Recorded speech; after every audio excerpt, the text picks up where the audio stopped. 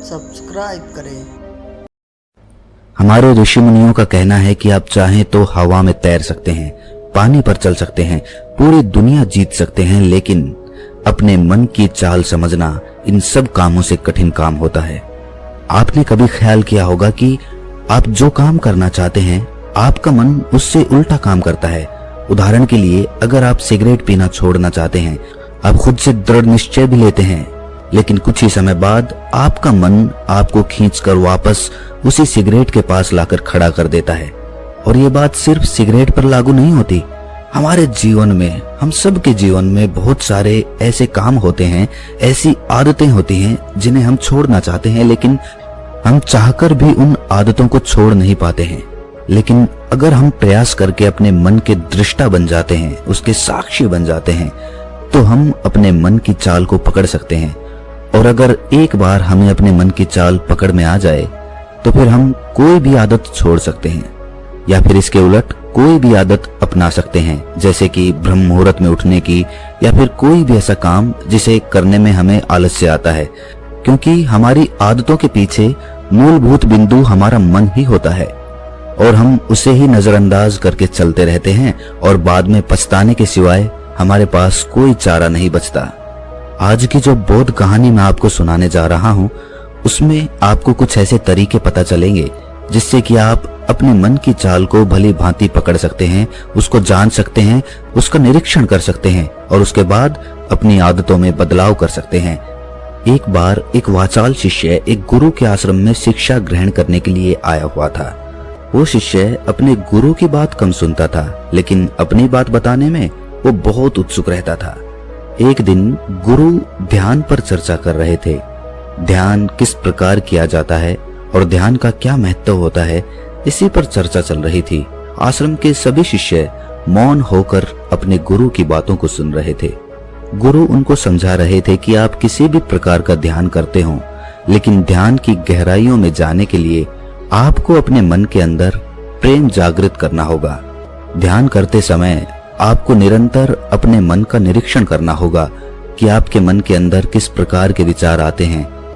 गुरु अपनी बात पूरी कर पाते इससे पहले ही वो वाचाल शिष्य बीच में ही बोल पड़ा। उसने कहा, गुरुजी, मैं बहुत दिनों से अपने मन का निरीक्षण कर रहा हूँ। मैं हर आने जाने वाले विचार को बड़ी गहराई से देखता हूँ, समझता हूँ, लेकिन उसके बावजूद मेरे मन की आदतों में कुछ बदलाव नहीं आ रहा है। मैं अक्सर सुबह देरी से उठता हूँ और रोज रात को मैं यही सोचकर सोता हूँ कि मैं सुबह जल्दी उठूंगा, जल्दी उठकर ध्यान करूंगा, अपने मन का निरीक्षण करूंगा, लेकिन मैं ये कर नहीं पाता हूँ। मैंने अपने साथी शिष्यों से भी इस बारे में चर्चा की, लेकिन उनके पास भी इसका कोई जवाब नहीं है। इस आश्रम में कोई एक दूसरे से बात ही नहीं करना चाहता। सब लोग चुपचाप रहते हैं, कोई चर्चा नहीं होती। ऐसे हम अपने मन को कैसे समझ पाएंगे, उसका निरीक्षण कैसे कर पाएंगे? जब तक हम अपने मन के विचारों का, अपने मन की आदतों का एक दूसरे के सामने जिक्र नहीं करेंगे, उसकी चर्चा नहीं करेंगे, उस पर बहस नहीं करेंगे, तब तक हम चुप रहकर अपने मन को कैसे समझ पाएंगे? कृपया करके इन सभी शिष्यों को समझाने की कृपा करें कि कम से कम एक दूसरे से अपने मन की बात साझा तो करें। उनके मन में क्या विचार चलते हैं, ध्यान में उनके अंदर क्या बदलाव आता है, वो क्या महसूस करते हैं ध्यान करते वक्त। कम से कम आश्रम में इन बातों की तो चर्चा होनी चाहिए। गुरु ने उस वाचाल शिष्य से पूछा कि तुम दूसरों के मन की बात क्यों जानना चाहते हो? उससे तुम्हारा क्या फायदा होगा?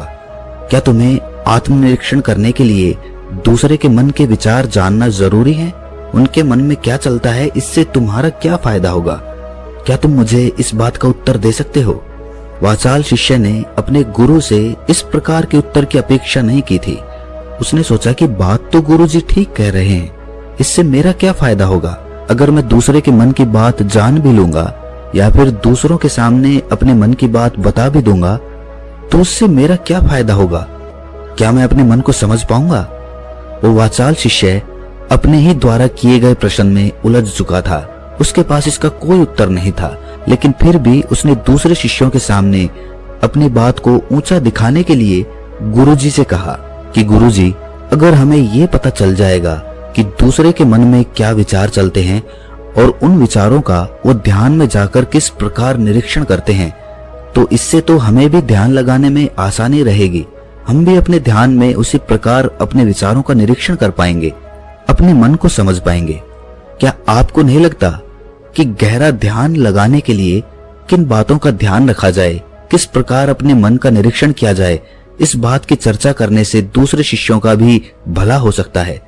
गुरुजी ने उससे पूछा कि मान लो कोई शिष्य गहरा ध्यान लगा पाता है और अगर वो तुम्हें अपनी मनोदशा बता भी दे कि किस प्रकार वो अपने मन का निरीक्षण करता है, अपने विचारों का निरीक्षण करता है, तो तुम्हें क्या लगता है कि ये जानकर तुम भी गहरे ध्यान में उतर पाओगे? अगर तुम ऐसा सोच रहे हो तो मैं तुम्हें एक बात बता दूं कि तुम अपने ही मन के बनाए हुए जाल में खुद फंस जाओगे। अगर तुम्हें कोई ऐसी प्रक्रिया पता चल गई कि गहरे ध्यान में किस प्रकार प्रवेश किया जाता है, तो तुम्हारा मन उसी प्रक्रिया का अनुसरण करने की कोशिश करेगा। तुम वर्तमान में उपस्थित होकर अपनी मनोदशा नहीं समझ पाओगे, बल्कि तुम्हारा मन तो उस प्रक्रिया के विचारों में उलझा रहेगा। तुमने अपने मन को एक काम दे दिया करने के लिए और तुम्हारा मन उसी काम को करता रहेगा। तुम भी उस काम में सम्मिलित हो जाओगे, तो तुम अपने मन का निरीक्षण किस प्रकार कर पाओगे? क्योंकि तुम तो खुद अपने मन के साथ सम्मिलित हो गए, तुम तो खुद अपने मन के साथ एक हो गए। गुरुजी ने बताया कि तुम अपने मन को तभी समझ सकते हो जब तुम अपने मन से अलग हटकर अपने मन को देख पाओ, अपने मन की चाल को दूर से खड़े होकर समझ पाओ। जिस भी विषय को या जिस भी चीज को तुम्हें समझना हो, तुम्हें उसे अलग होकर देखना होगा। अगर तुम उसके साथ एक हो गए तो तुम उसको कभी नहीं समझ पाओगे, तुम उसके साथ सम्मिलित हो जाओगे। जिस प्रकार तुम अपने विचारों को समझने की कोशिश करते हो, लेकिन विचारों को समझते समझते तुम अपने ही विचारों में खो जाते हो, कभी अनुभव किया है तुमने? शिष्य ने हाँ में सर हिलाते हुए कहा कि गुरुजी, जब भी मैं अपने विचारों का निरीक्षण करने लगता हूँ तो ऐसा ही होता है, मैं अपने ही विचारों में खो जाता हूँ। कुछ समय बाद मुझे ध्यान में आता है कि मैं अपने विचारों का निरीक्षण कर रहा था, तो उसके बाद मैं फिर से अपने विचारों का दृष्टा बन जाता हूँ, उनका साक्षी बनने की कोशिश करने लगता हूँ। लेकिन कुछ समय बाद मैं फिर से अपने विचारों के साथ एक हो जाता हूँ।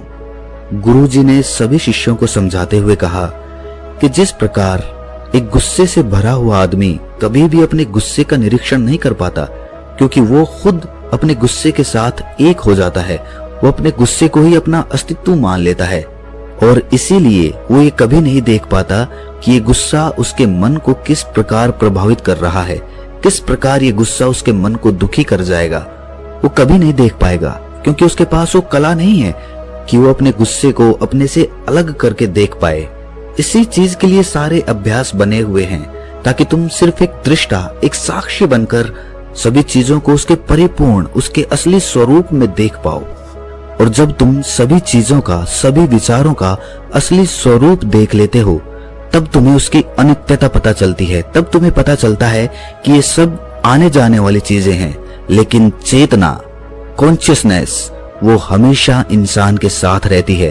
वो दृष्टा, वो साक्षी जो उसको देख रहा है, वो हमेशा जीवित रहता है, वो कभी नहीं मरता, वो नित्य है। और वही चेतना होती है। चेतना किसी भी चीज से कभी भी बंधी हुई नहीं होती।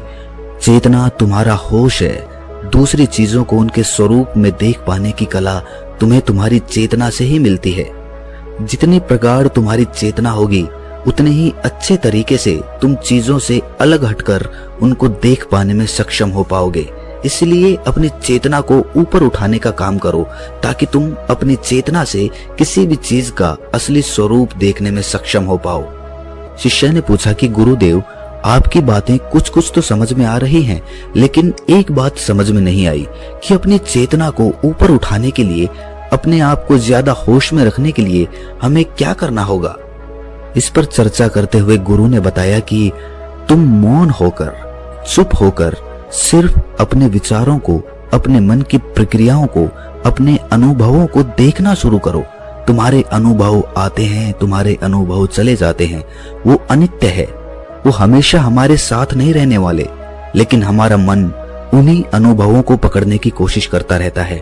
जब तुम्हें कोई अच्छा अनुभव होता है तो तुम्हारा मन चाहता है कि तुम्हें बार बार वही अनुभव हो, और उसी अनुभव को लेने के चक्कर में तुम्हारा मन तुम्हें फंसाता चला जाता है। तुम्हारी चेतना तुम्हारे मन के अधीन हो जाती है। वही होता है एक सिगरेट पीने वाले के साथ, वही होता है एक शराब पीने वाले के साथ, और वही होता है हर बुरी आदत अपनाने वाले के साथ, कि उसकी चेतना उसके मन की गुलाम हो जाती है। अगर तुम अपनी चेतना को अपने मन से आजाद करना चाहते हो तो सबसे पहले मौन रहना सीखो, चुप रहना सीखो। तुम्हारे ज्यादा बोलने की आदत, दूसरों से उनके अनुभव सुनने की आदत तुम्हारे मन को और ज्यादा भर देगी। लेकिन अपनी चेतना को आजाद करने के लिए तुम्हें अपने मन को खाली करना सीखना होगा। जब तुम अपने मन को खाली करोगे तब तुम्हें अपनी चेतना का असली स्वरूप दिखाई देगा। तब तुम्हें पता चलेगा कि मौन रहकर, चुप रहकर अपनी चेतना को कैसे ऊपर उठाया जाए, कैसे हमेशा चैतन्य रहा जाए। चैतन्य रहना ही हमारा असली स्वरूप होता है, लेकिन हम उसे भूल चुके हैं अपने मन के अधीन होकर। इसीलिए अपनी चेतना को अपने मन से छुटकारा दिलाना होगा। इसके लिए तुम चुप रहकर अपने मन के विचारों को देखना शुरू करो, उसके अनुभवों को महसूस करना शुरू करो। जब तुम अपने मन के साक्षी हो जाते हो, अपने मन के दृष्टा हो जाते हो, उसे देखने वाले हो जाते हो, तब तुम्हें पता चलता है कि तुम्हारे मन में एक विचार जाता है तो दूसरा आ जाता है, दूसरा जाता है तो तीसरा आ जाता है। और इस प्रकार जिस तरह सड़क पर भीड़ चल रही होती है, लोगों का हुजूम चल रहा होता है, एक आदमी जाता है तो दूसरा आता है, दूसरा जाता है तो तीसरा आता है, उसी प्रकार हमारे मन की भूमि में अनेकों अनेक विचार आते और जाते रहते हैं। लेकिन धीरे धीरे हम उनसे जुड़ते नहीं हैं, उनके साथ बहने नहीं लग जाते, उनके साथ खो नहीं जाते, बल्कि उनको साक्षी होकर बस देखते रहते हैं। और देखते देखते धीरे धीरे वो सभी विचार विलीन होने लगते हैं और उसके बाद हमारे मन की भूमि पूरी तरह से खाली हो जाती है। और अब हमें पहली बार अपने चैतन्य होने का पता चलता है। हमें पता चलता है कि हमारी चेतना ही हमारा असली आनंद है, वही हमारा स्वरूप है। और उसके लिए अपने मन की भूमि से खरपतवार हटानी जरूरी होती है। उसके लिए मेहनत नहीं करनी, बस उन विचारों को देखते रहना है। एक विचार जाता है तो दूसरा आता है, दूसरा जाता है तो तीसरा आता है। बस देखते रहो, देखते रहो, साक्षी बने रहो, दृष्टा बने रहो। और देखते देखते वो विचार विलीन हो जाते हैं। लेकिन इसके लिए तुम्हें चुप रहकर अभ्यास करना होगा। चुप रहकर अपने विचारों का आत्मनिरीक्षण करना होगा, अपने मन की भावनाओं को समझना होगा। कब तुम्हें गुस्सा आता है, कब तुम्हें खुशी होती है, उसे अलग खड़े होकर देखना होगा। जब भी हमें गुस्सा आता है या खुशी होती है या किसी से घृणा होती है तो हम तत्क्षण उत्तेजित हो जाते हैं और उत्तेजना की वजह से ही हम उन भावनाओं को अलग होकर देख नहीं पाते हैं। लेकिन अगर हम उत्तेजित ना हों, शांत रहें, शिथिल रहें, तो हम अपने मन की भावनाओं को समझ सकते हैं, उनको जान सकते हैं। और जब हम अपने मन की भावनाओं को जानने लगते हैं तब हमें पता चलता है कि कोई भी भाव हमेशा नहीं रहता। एक भाव जाता है तो दूसरा चला आता है। खुशी हमेशा नहीं रहती, दुख हमेशा नहीं रहता, गुस्सा हमेशा नहीं आता, घृणा हमेशा नहीं होती। जब इन बातों को हम समझने लगते हैं तो ये सारे भाव हमारे अंदर से विलीन होने लगते हैं और सिर्फ एक प्रेम, एक आनंद हमारे अंदर बच जाता है। उसे ही हम परमानंद कहते हैं और वही हमारा असली स्वरूप होता है। इसीलिए अपने मन की चाल में तुम खुद मत फंस जाना। अपने मन की चाल को दूर खड़े होकर बस देखते रहना और देखते देखते वो चाल, तुम्हारा मन पूरी तरह से विलीन हो जाएगा।